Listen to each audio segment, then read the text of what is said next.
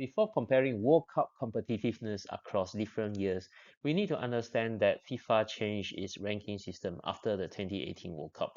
The old system relied heavily on confederation weighting and opponents' rankings, which often produce distortions. Since 2018, FIFA has adopted the ELO-based system that rewards teams for beating stronger opponents and better reflects actual performance. This means direct point comparisons are valid between 2022 and 2026, while 2018 must be compared using relative measures rather than raw points. Here we see the distribution of team strengths among 32 strongest World Cup qualifiers.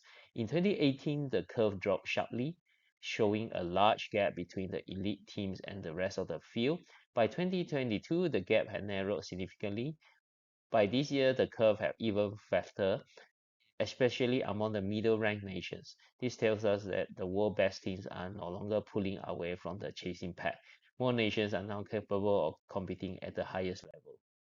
One simple way to measure competitiveness is to compare the strongest team with the median World Cup qualifier.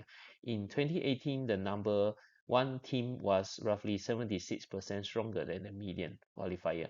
By 2022, it has fallen to around 20%. By this year, it's already closer to 15%. That's a dramatic compression over just two World Cups, suggesting that international football is becoming far more balanced than it used to be. The betting market reached a similar conclusion. In 2018, the top five favorites account for 75% roughly of all World Cup winning probability.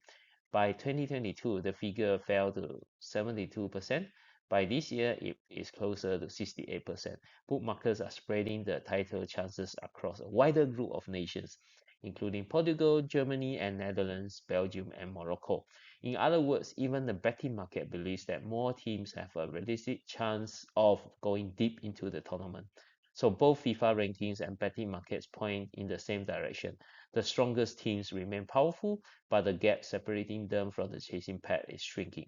The modern World Cup is becoming more competitive, more unpredictable, and potentially more exciting than ever before.